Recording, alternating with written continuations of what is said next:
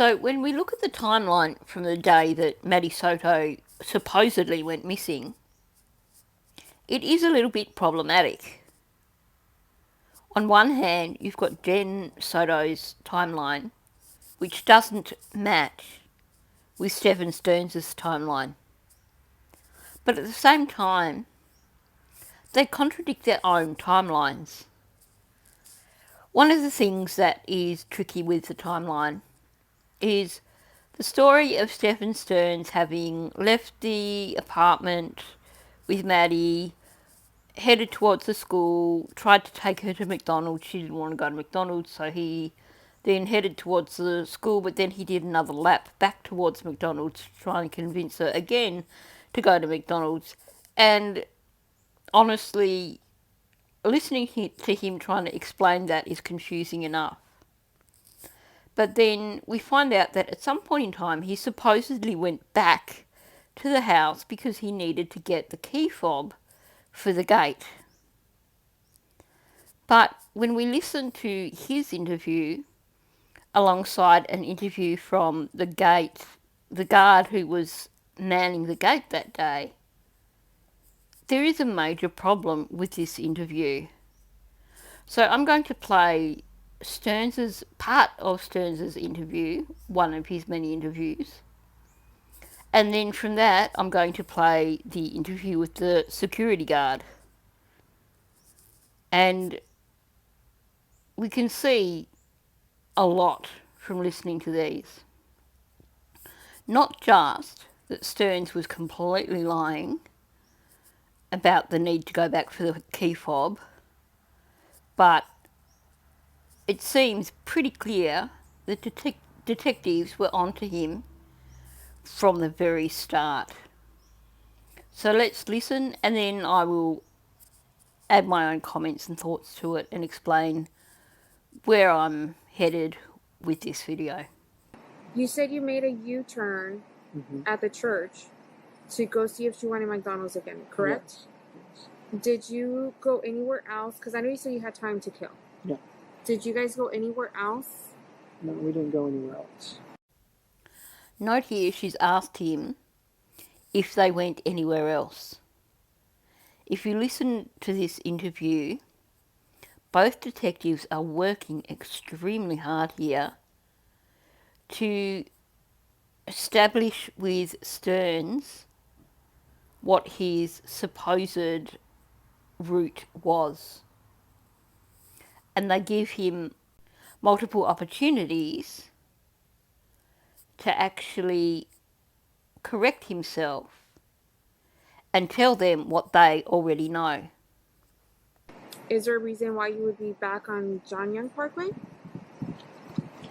When we tried to go back to McDonald's a second time, we would have made a left over there instead and just looped around again.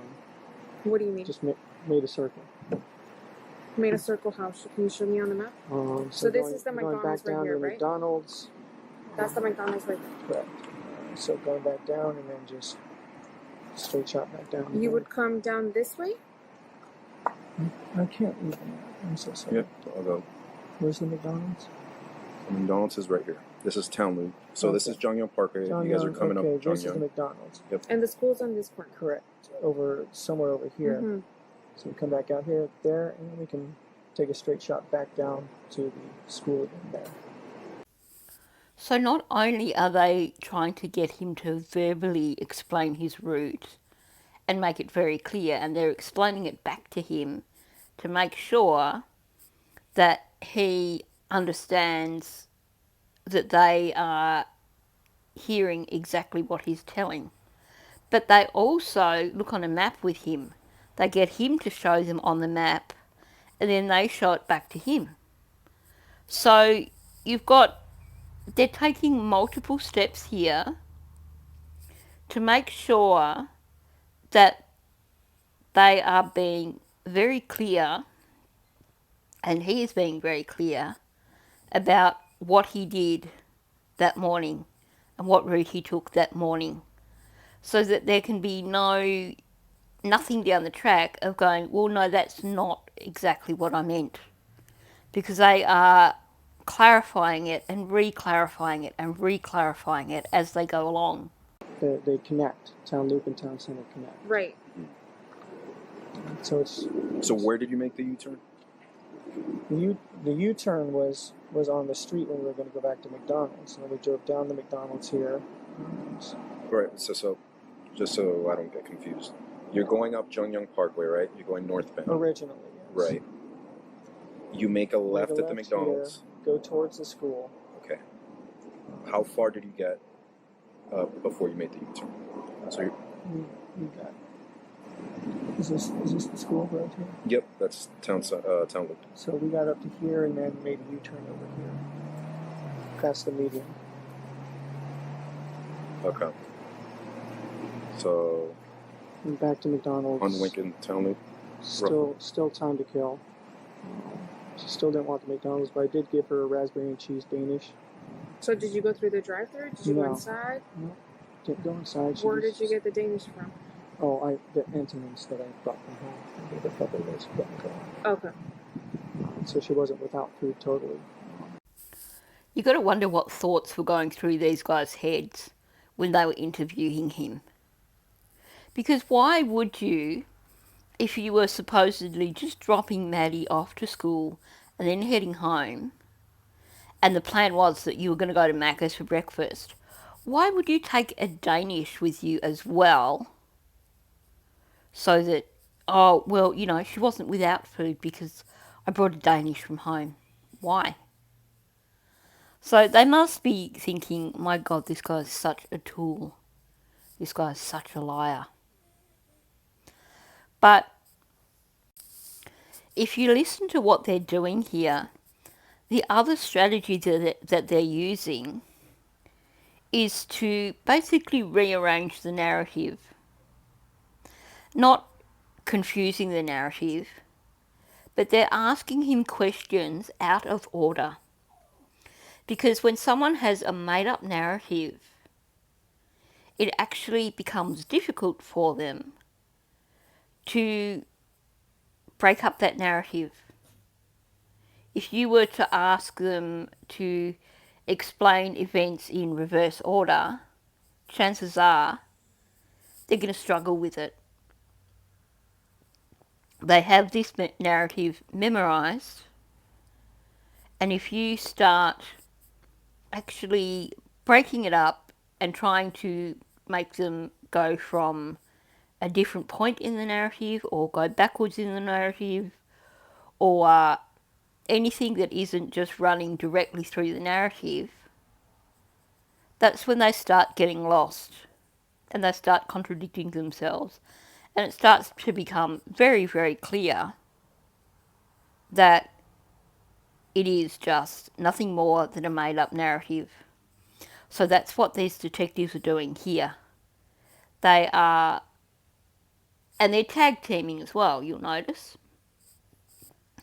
So they're putting the pressure on here, trying to throw questions at him about this narrative, but out of order, to try and get him to admit that he's lied, basically, and also to show that he's lying.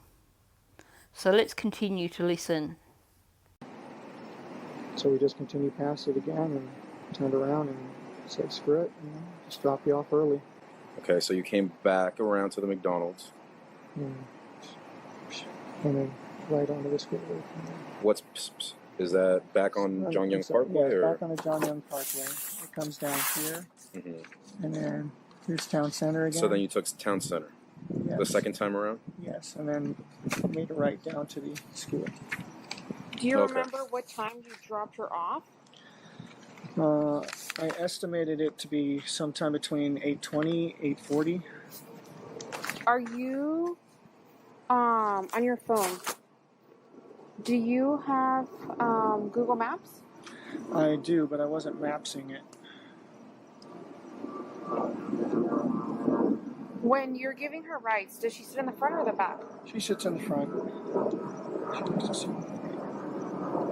Do you mind if I look at your maps real quick? Yeah, it's fine.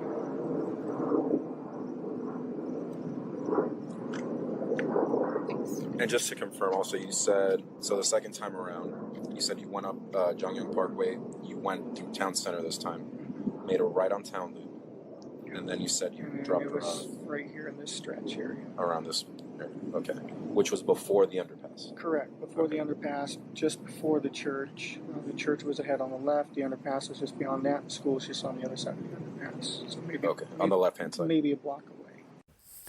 So at this point in time, they steer the direction of the interview in a slightly different direction. So they move away from talking about the route that he took and what time he dropped her off, etc.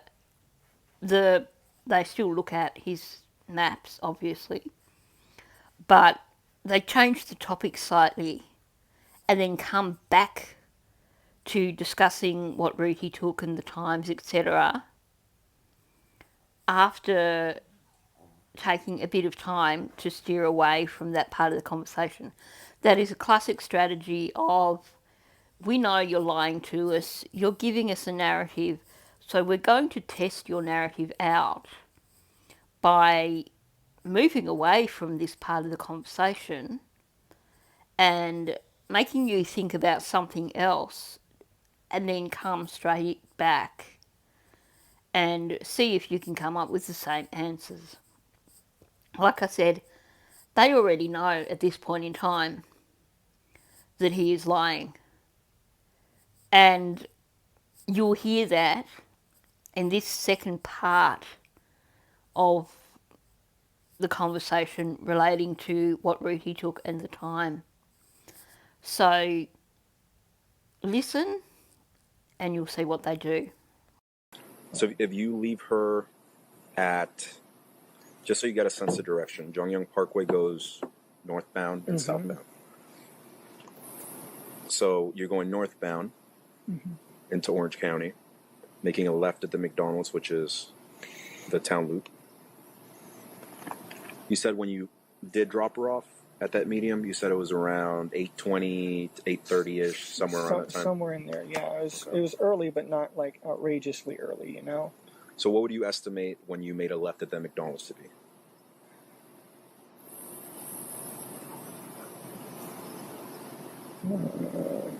After I dropped her off? So he's throwing a spanner in the works here by asking him to actually figure out times for particular events. Because, of course, when it's a made-up narrative, you're not going to really have a great idea of times of made-up events. He has said at one stage that he thinks he dropped her off between about 8:15 or 8:20, or maybe later. He really struggles to figure out what time he dropped her off because he's added in so many extra loops and U-turns and stuff like that that he can't figure out an accurate time frame. And now they've asked him to pinpoint a time smack bang in the middle of all this crazy time frame and all this crazy narrative that he's come up with. And he's really struggling because, well, we know it didn't happen. No, I'm saying when you dropped her off. Oh, first left by that McDonald's. Yeah, when you first go, that first left that you make at the McDonald's. It had to have been around maybe 8, maybe 8:15, sometime in there. Okay. Sometime between 8 and 8:15, I think. All right. So just so it's, you can kind of picture it here on the map. So you're going northbound. You make a left here around like 8:10, 8:15. Let's say 8:15, around there. When you get over here, you make a U-turn. You go back to the McDonald's. But you said that she still doesn't want the McDonald's. Still doesn't want it. She was just going to eat the Danishes that I had given her. So you're going up here now, still northbound on Jongyang Parkway. You make a left at Town Center this time. Town Center, then make a right onto, yes. And then you drop her off around like dropped her off around halfway up the road there. Okay. So keep in mind, all of this is still northbound. Okay. right? You're still northbound on Jungyang Parkway. Northbound. So So the detective has now fed him back his narrative, and he's made it very, very clear. So all this that you were doing was all northbound. And Stearns has agreed with him. Yes, it was all northbound. why is your car seen going southbound at 8:10?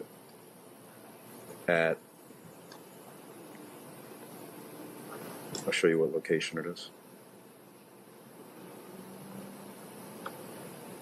McDonald's is over here. Mm-hmm. At 8:10, your car is seen going southbound at this intersection. So meaning going toward Kissimmee.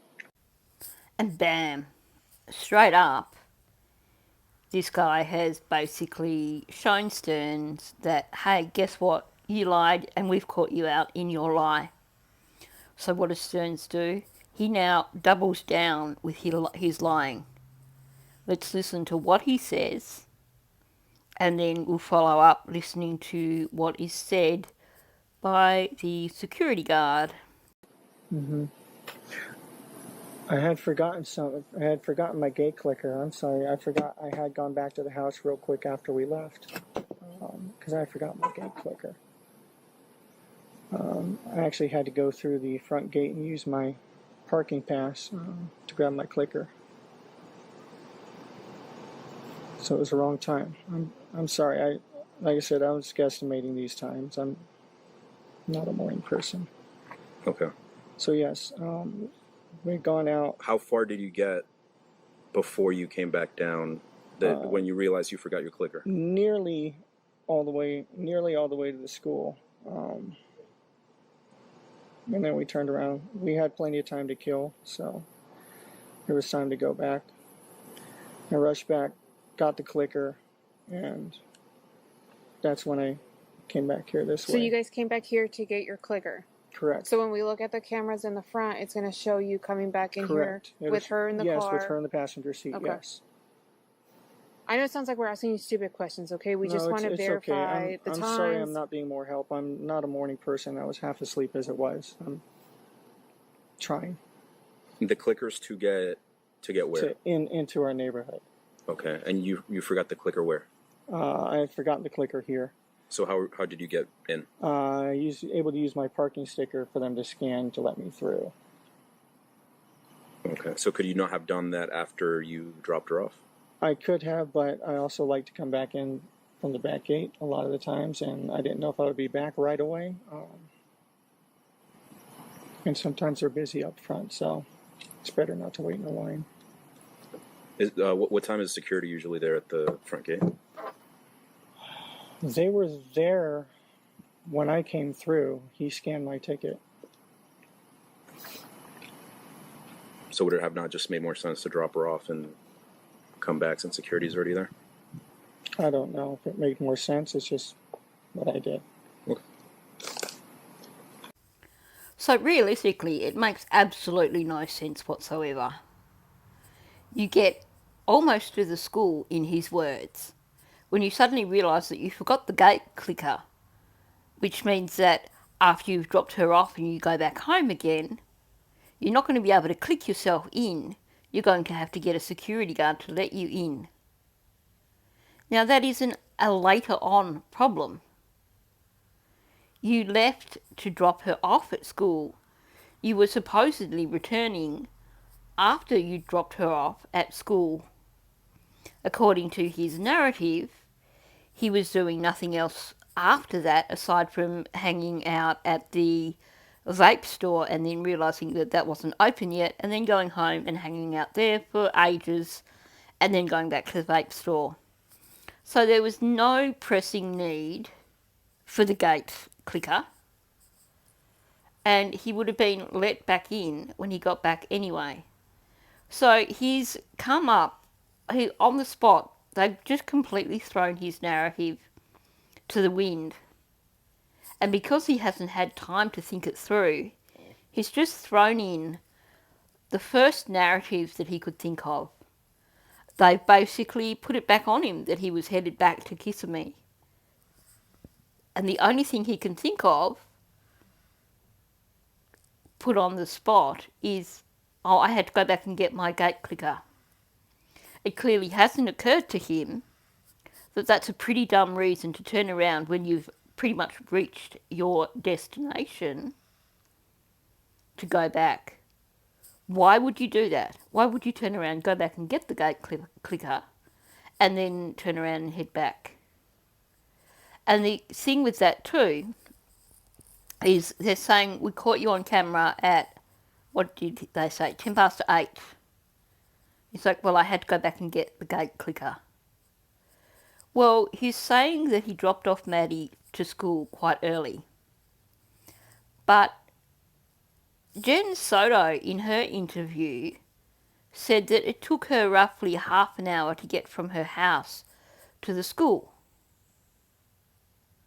So is he saying that he somehow magically went past this camera at 10 past 8, got back to the house sometime after that, and then still got back to Orange County fast enough for Maddie to be so super early for school that nobody saw her? So without realising it, he's just shot his whole narrative to pieces. And the detectives realise this. And of course they've also got other footage at this point. So they know about the things that have been disposed of in the skip bin. I'm not sure if they've retrieved them or not, or whether they've just collected the bin or they've just looked at the footage. But they have that other information that tells them that this guy has out and out lied to them. And they've played their hand. They've showed him that they know that he lied. And what does he do? He doubles down and he lies even more. Comes up with the most implausible story you could imagine. I went back to get my gate fob because otherwise I wouldn't be able to get my gate fob. I wouldn't be able to get in. How did you get in? Oh, well, I had a sticker or whatever it was on the car. So the security guard let me in because of that. So then I could get in to get my gate fob so that I could get in again later.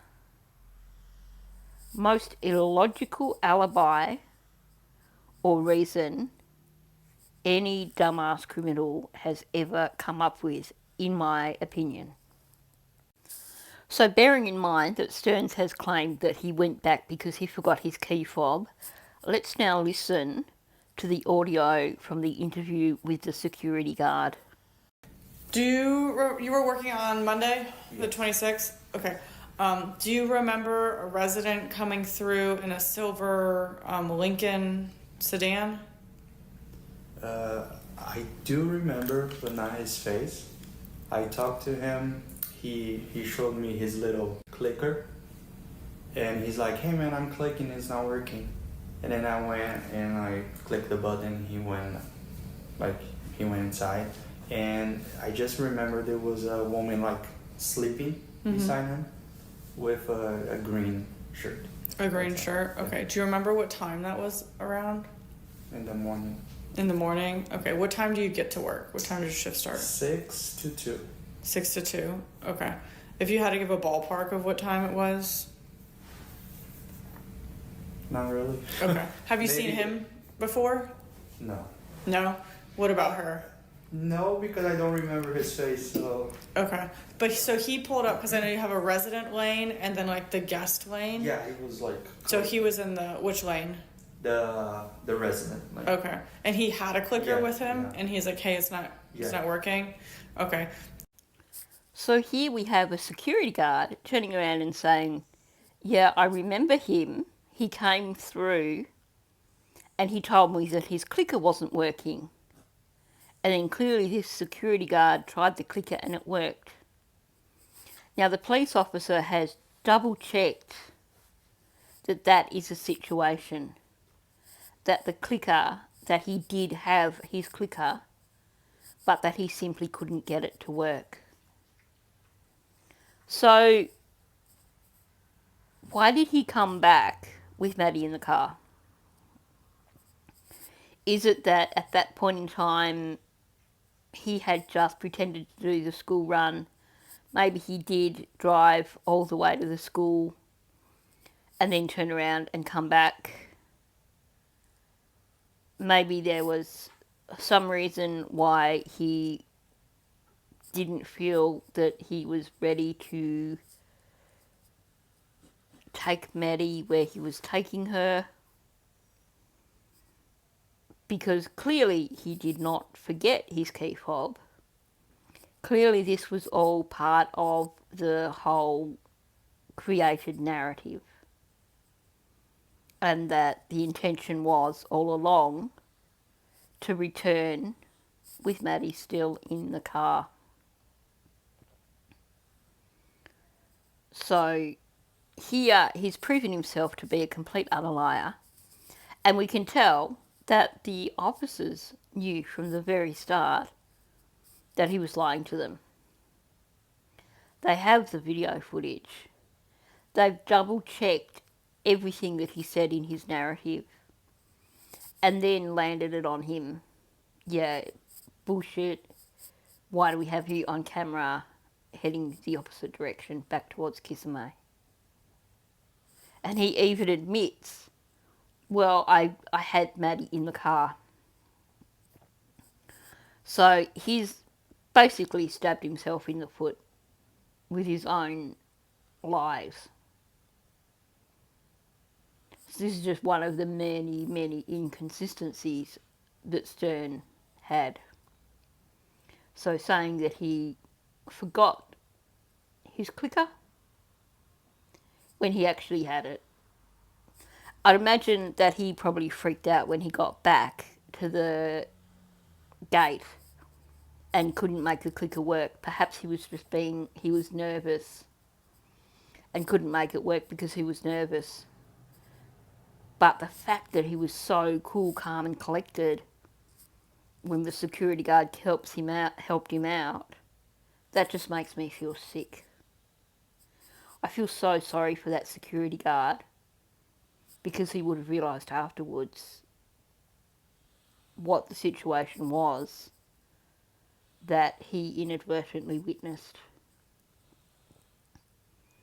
So, what a horrible experience for the security guard.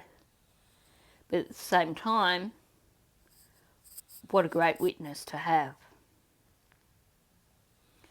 So, thanks for listening. Now, I have stopped the interview with the security guard a little bit before the end of it. You can watch it in full on Grizzly's channel, or I will also do a follow-up video to this where I just go through the audio from the security guard, because I think it is quite interesting. So yeah, thanks for listening. If you're not subscribed, please subscribe. Hit the like button. YouTube loves it when you hit the like button, and also leave a comment, because YouTube loves it when you leave comments. They're the things that help me get out there into the algorithm and get my videos seen.